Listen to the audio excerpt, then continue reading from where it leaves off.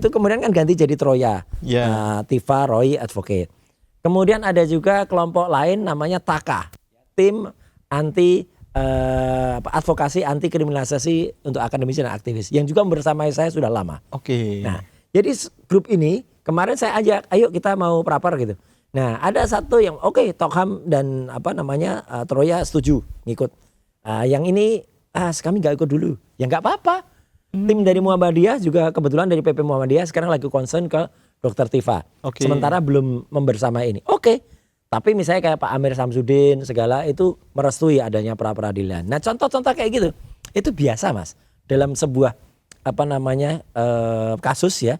Kemudian saya dibela apakah oleh 1, 2 orang, 3, 5, 10, bahkan 1000 kan ada juga yang mau ngaku begitu. Ya nggak apa-apa. Kadang-kadang di antara lawyer ini saling ada dinamika. Ada yang maju duluan, ada yang enggak. Nanti ketika sidang ada juga yang kemudian buat eksepsi. Ada yang lainnya nanti hanya membacakan saja. Kayak Dr. Tifa kan juga begitu. Tidak semua 27 orang lawyernya itu kan baca semua kan juga tidak kan. Iya. Ada yang cukup mendengarkan, ada yang ikut, ada yang tidak.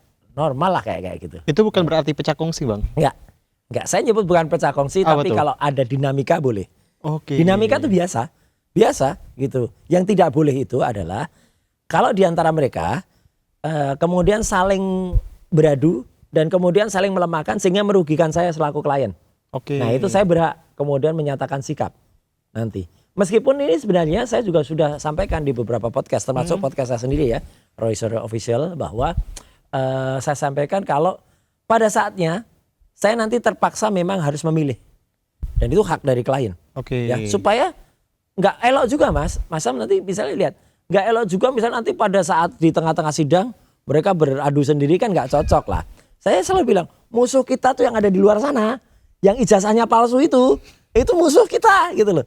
Jangan diantara kita saling bermusuhan gitu loh. Kalau masalah cara, yang satu pengen cepet-cepet selesai ngegas. Maksudnya mau cepet-cepet ke pengadilan, iya, sidang. Yang satu cepet ke pengadilan, cepet sidang. Yang satu bilang nanti dulu sidang siap-siap dulu apa semua. Ya itu biasa Mas kayak gitu, normal.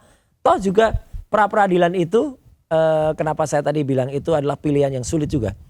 Banyak loh, bukan banyak lah, memang mostly rata-rata pra peradilan itu kalah.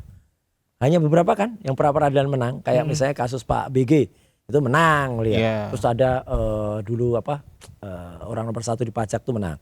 Tapi sekelas Mas Hasto, Tom Lembong pun kalah juga kan pra peradilan gitu ya. Makanya kita hati-hati betul dan kita cermat betul. Alhamdulillah sekali lagi pra peradilan kita yang pertama mostly menang. Meskipun ada 2 yang tidak dikabulkan. Tapi ini pun juga bukan berarti tidak boleh lagi diajukan. Karena memang belum. Tetap boleh? Boleh, karena kan belum, sebenarnya yang soal ganti rugi itu kan belum saya ajukan Mas. Belum. Nah dengan putusan yang pertama, berarti kan ada kerugian di saya.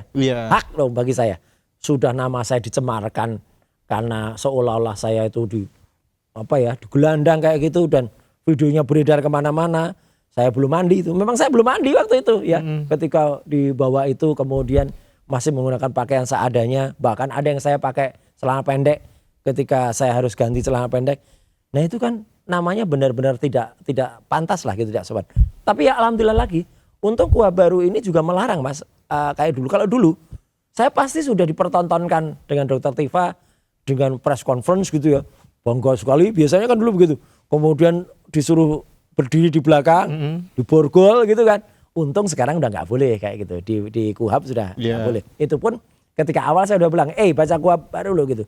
Jangan dikira saya nggak ngerti KUHP gitu ya. Gitu. Nah, untung itu terjadi. Nah kalau itu terjadi, meskipun misalnya menang dalam gugatan pra peradilan atau permohonan pra peradilan, tapi kan yang namanya jejak digital itu, ya kan beredar kemana-mana Mas. Betul. Iya makanya ini kunci juga Mas Sam. Kenapa kalau kemarin teman-teman lihat, saya tidak pernah terlihat menggunakan baju tahanan. Ya karena saya bukan tahanan. Jadi jelas. Dan saya memang tidak pernah terlihat di borgol. Memang enggak. Itu bahkan ketika dibawa ke kejaksaan itu tangan saya gini. Walaupun ada semacam tali. Ada memang ya kan dibawa boleh kan gitu. Ini loh borgolnya, saya bilang gitu. Tapi saya gini dan berusaha disuruh pakai baju, tapi kan tidak sekalipun saya pakai baju. Enggak. Walaupun kayak disematkan kayak memang gitu ya. Memang kayak diselimutkan gitu di belakang. Tapi kan bajunya kayak dipakaikan kayak anduk gitu. Meskipun itu sama sekali enggak. Dan itu memang kita memang nggak sepantasnya ditahan untuk pelimpahan P21. Kecuali di pemeriksaan kepolisiannya kami sudah ditahan. Tapi kan enggak. Kami tuh nggak ditahan sebelumnya. Terus ini ada triki kemarin tuh. Bahwa seolah-olah supaya nanti kejaksaan nahan. Karena di polisinya ditahan. Tapi kan di polisinya nggak ditahan. Ya alhamdulillahnya lagi nih. Ini alhamdulillah lagi Mas. Saya harus buka lagi. Ketika kami sudah sempat ditangkap itu ya. Tanggal 19 Juni itu. Dan kemudian diperiksa kesehatan. Ya siapa yang suruh kami diperiksa kesehatan di Rumah Sakit Polri? Kami tadinya nolak loh Mas. Sama sekali nolak kita. Nggak mau kita. Lu ngapain juga diperiksa kan tadinya kan sudah diperiksa di Polda kan. Tapi dipaksa dibawa. Oke, begitu kami dipaksa dibawa, ternyata ketika diperiksa parameter kesehatan saya tidak cukup bagus. Gulanya melonjak tinggi. Dokter Tifa juga kena GERD sehingga dia malah lebih buruk kondisinya. Ya. Dia harus naik kursi roda. Itu beneran, itu bukan kemudian kita acting. Ada yang bilang drama katanya, itu bener gak sih Bang? Kalau drama berarti itu menghina polisi Polda Metro. Berarti menghina dokter polisi loh. Ya itu yang minta kami dirawat itu Polda kok. Yang minta kami dirawat itu dokter polisi kok. Kami dirawat. Nah sekarang siapa yang salah? Siapa yang suruh kami tidak tidur di Polda Metro, tapi tidurnya di rumah sakit Rumah sakit Polri. Siapa yang suruh kami malam akhirnya bisa nonton Piala Dunia, ya kan? Lah ya, coba di Polda nggak bisa nonton kita. Ya, nah, siapa yang suruh? Nggak ada. Tapi itu pun drama belum selesai, Mas. Minggu malam kami tiba-tiba mau dibawa lagi, hanya gara-gara supaya esok paginya berangkatnya dari Polda. Nah itu kan pelanggaran juga. Nah itu makanya kemarin kita sampaikan dalam pra-peradilan. Bahkan kita hadirkan saksi-saksi yang ada waktu itu dan videonya. Ada semua video ketika kemudian akhirnya ada dokter yang bertanggung jawab yang mengatakan oh ini kondisinya nggak boleh dibawa malam-malam ini. Mana ada rumah sakit di Indonesia yang boleh mengeluarkan pasien di atas jam 10 malam. Dipulangin jam segitu Bang? Disuruh keluar, disuruh pindahin lagi. Saya jelek-jelek ini MKes Mas, Magister Kesehatan dari UGM. Asli kalau ini UGM-nya ya. Bukan palsu kayak itu ya. Emang ada yang palsu? Ada dong, jelas itu ya kan. Nah 99,9% palsu. Nah makanya saya bilang, dan kebetulan saya punya rumah sakit.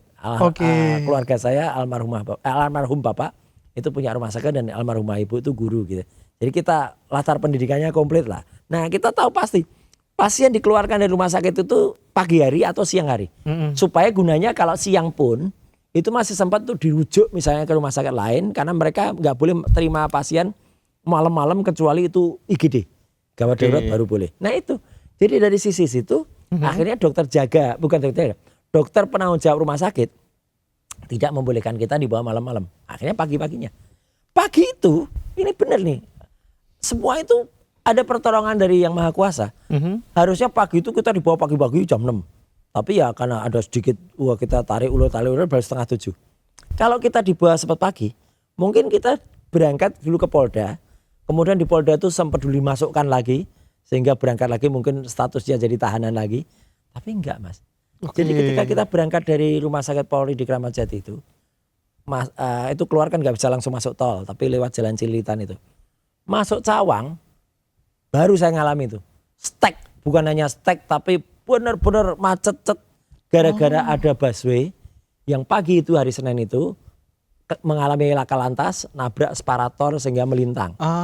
Siapa yang suruh busway-nya kecelakaan? Kan nggak ada yang suruh kan? Mobil itu yang ngangkut kami itu tertahan di situ. Jadi kami itu 1,5 jam di mobil itu. Sehingga ketika sampai di Polda, waktunya udah mepet. Jadi sampai di Polda cuma tanda tangan jalan lagi ke kejaksaan. Jadi nggak sempat lagi yang namanya statusnya itu jadi tahanan. Nah karena statusnya bukan tahanan, maka ketika ada surat penahanan. Ada penggeledahan yang tidak proper itu, apalagi penangkapan itu yang kemudian kita pra peradilan kan.